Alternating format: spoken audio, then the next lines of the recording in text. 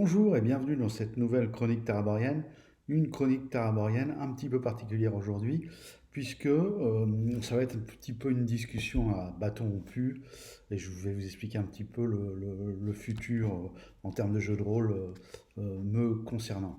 Voilà, j'attendais, vous le saviez certainement pour ceux qui suivent la chaîne, de recevoir le Chronique Oubliée Fantasy 2 pour vous faire une petite critique.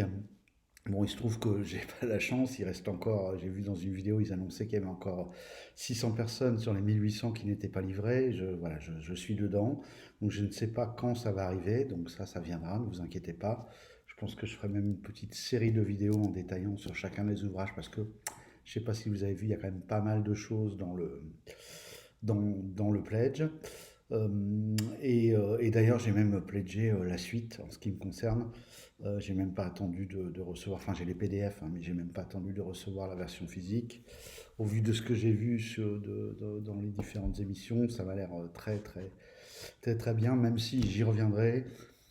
Je suis pas sûr d'accrocher vraiment avec la ligne, avec les illustrations. Il y a un côté, pour moi, c'est toujours un peu, hein, pour ceux qui me connaissent, vous savez ce que je vais dire, c'est toujours un peu le même truc, un peu trop vanille fantasy, très gamin, tout ça. Bon, je l'accepte parce que c'est un jeu qui était prévu au départ pour initier des jeunes. Donc finalement, je prends sur moi, j'ai suffisamment dans mes réserves personnelles d'images, voilà, de choses évocateurs, en termes d'illustration évocatrice, pour faire le pan. Mais ce jeu aurait mérité, je trouve, avec la deuxième version, aurait mérité quelque chose de plus... alors c'est plus adulte dans les faits, apparemment, même d'après ce que dit Kegron qui a rédigé la campagne Calice. Apparemment, c'est des sujets un peu plus matures qu'il a abordés, mais il aurait fallu que dans le design ça suive aussi et qu'on n'ait pas cette espèce de barbe à papa là qui est un peu repoussante au départ. Pour des gens comme moi, en tout cas, il y a des gens qui adorent. Moi, du peu que j'ai vu, ça me repousse plus qu'autre chose pour l'instant, mais en tout cas, le jeu, lui, a l'air terriblement bien. Donc, je vous en reparlerai. Alors voilà. Sur ce, venons-en au fait. J'étais parti, certains ont certainement vu, dans une réflexion pour faire jouer l'ombre du Seigneur des Monts.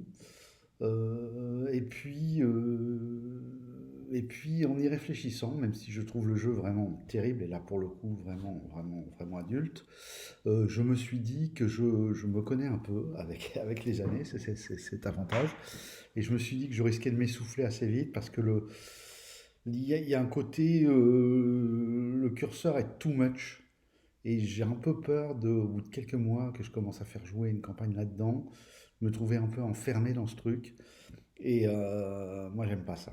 J'aime bien avoir un espace le plus ouvert possible, à 360 si c'est possible, pour pouvoir faire avancer ma campagne, développer des nouveaux arcs narratifs, en touchant à d'autres thèmes, des thèmes plus sérieux, des thèmes plus déconnants, voilà. Et j'ai peur qu'avec l'ombre du Seigneur Démon, je me retrouve coincé dans des thématiques vraiment noires que j'adore, hein, mais que je me trouve coincé et que ça m'agace et que je lâche l'affaire. Alors bah, je me suis dit, tiens, il y a KOF 2 qui va arriver, c'est un petit système sympa qui permet aussi de proposer des parties d'initiation, qui permet de jouer sans trop se prendre la tête, avec quand même un peu de granularité intéressante et de simulation intéressante pour les joueurs, en termes avec le système des voix, etc., qui ne tombe pas non plus dans la grosse panoplie des dons. On est sur quelque chose comme ça. Entre deux, j'ai vu une vidéo de JB sur le 6. Alors le 6, je fais une petite parenthèse, qu'est-ce que c'est? C'est un document qui avait été fait par Ralph Stoughton, un auteur américain. Quand il jouait à D&D, en fait, c'est une espèce de hack. Mais sur le principe, c'est tout simplement qu'il a dit, plutôt que de faire une version hackée qui a déjà été faite, hein, même à l'époque où lui l'a fait, ça avait déjà été fait, et de retomber peut-être un peu dans les mêmes travers, il s'est concentré sur qu'est-ce qui va pas, et il en est arrivé à la conclusion suivante que il y a un endroit, puisque c'est un jeu à niveau, il y a un moment dans le jeu où c'est là que le jeu marche le mieux. Il ne faut pas dépasser ce moment. euh, parce que sinon ça pose des problèmes en termes de rapidité de jeu, en termes de résolution, etc. Et on sort de l'immersion et on sort de l'histoire qu'on veut raconter. Et donc il a établi que c'était au niveau 6.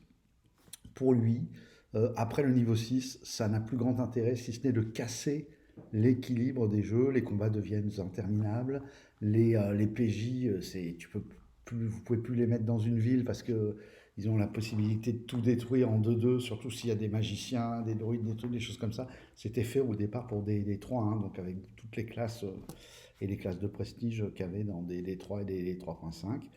Et donc, il y a des petits ajouts de règles. À partir du niveau 6, on bloque. C'est-à-dire qu'on continue à gagner quelques petites choses, les dons, les choses comme ça, mais on arrête de monter, on arrête la course à la bassine de points de vie, etc. Et je pense que je vais essayer d'implémenter ça sur le système CoF 2 euh, pour proposer des chroniques qui vont former une campagne avec un long fil rouge. C'est vraiment ce que je, c'est vraiment ce que je préfère maintenant en termes de campagne. Là, d'avoir encore fait une campagne très écrite sur une seule thématique, qui n'est pas pensée comme ça, là, ce que je fais jouer, bon, ça n'a rien à voir, hein, c'est du Cthulhu, c'est les masques.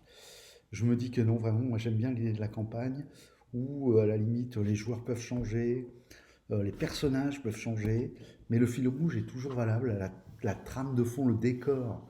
Quand je dis décor, c'est pas que cosmétique, c'est aussi politique, d'ambiance, etc., d'altérité, va pouvoir continuer à évoluer en même temps que les histoires des différents personnages. Et avec KOF, je crois qu'il y a moyen de faire.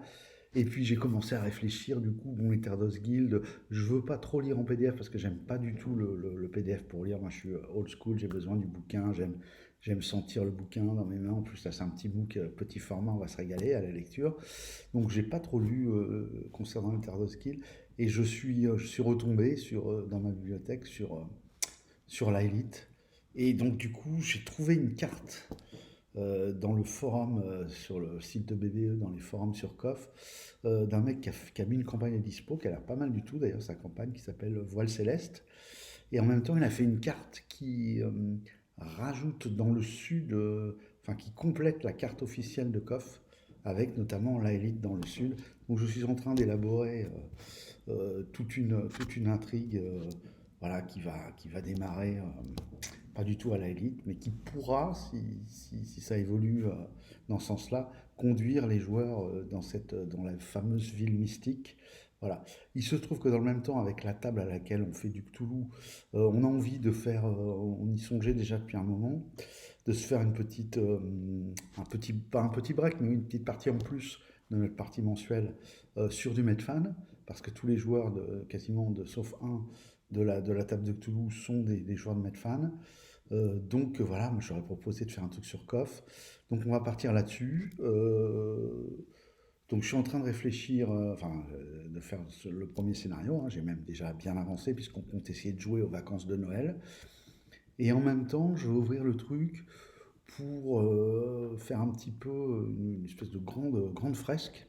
Voilà, et je pense donc que je vais changer mon fusil d'épaule par rapport à l'ombre du Seigneur des Bons. Je pense que dans les parties que je proposerai, je proposerai des one-shots dans ces fameuses chroniques de l'élite. Voilà. Parce qu'il y a beaucoup à faire, parce que la ville se prête aussi, et KOF aussi, à peut-être du PVP, des petits scénarios où on fait jouer des joueurs qui ne se connaissent pas et qui ont comment on appelle ça, des objectifs différents, etc. Ça peut être très très intéressant, je pense. Donc voilà, donc je suis en train de mûrir tout ça. Et je me suis dit, tiens, bah voilà, comme je n'ai pas reçu le coche, je peux déjà faire une petite vidéo là-dessus. Ça intéressera peut-être les gens de la chaîne. Euh, Éventuellement, à terme, peut-être mettre les scénarios et la trame à disposition pour les gens de la chaîne. À disposition, peut-être essayer de les monétiser un peu sous la forme de faites un don, vous me payez un café et puis vous recevez les PDF d'aventure. Enfin, on va voir, j'en suis pas du tout encore là. Pour l'instant, je suis dans la phase, qui est moi une de mes phases préférées, de réflexion élaboration. Et voilà, et j'espère que ça va être que du bon. En tout cas, je pense qu'il y a, il y a pas mal de choses à faire, d'implémenter. J'ai vu aussi en parcourant en diagonale le PDF de COF, adjoindre des options de corruption, voilà, etc., etc. Un peu jouer un peu en low fantasy, ce qui s'y plaît très bien, puisque je sais pas si vous vous rappelez que la Élite est une ville où la magie quand même est assez mal vue à l'époque, hein. Je rappelle que c'est la première mouture de la Élite est sortie, je crois pas dire de bêtises, dans les années 80.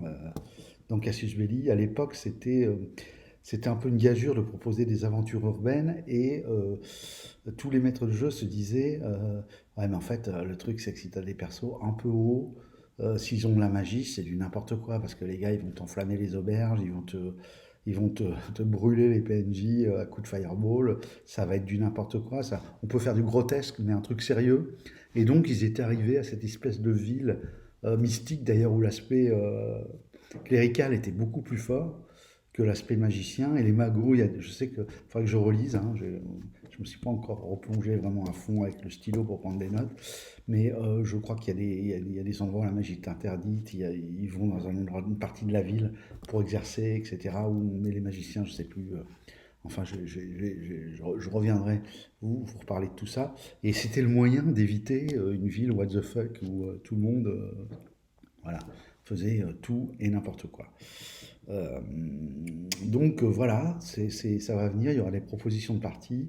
Je réfléchis même d'ailleurs, euh, parce que l'intérêt aussi de jouer un peu campagne est intéressant, de peut-être proposer, non pas juste aux joueurs là, sur les parties participatives, de juste un one-shot, mais peut-être une petite campagne, se mettre d'accord sur, bon bah en fait il faut être OK pour jouer, je sais pas, 7 8 séances.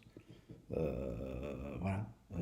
Et de recruter des gens comme ça et de faire 7 8 séances avec la même table, mais de penser dès le début comme ça, hein. Parce que autant avec ma table traditionnelle, c'est tout à fait possible que je retouche des choses entre deux scénars. Autant là, il faudrait que ce soit fixé avant. Donc, phase de réflexion qui, j'espère, va aboutir à quelque chose de sympa, hein, puisqu'on est là pour se faire plaisir. Sur ce, les amis, je vous dis au revoir et à très bientôt. Au revoir.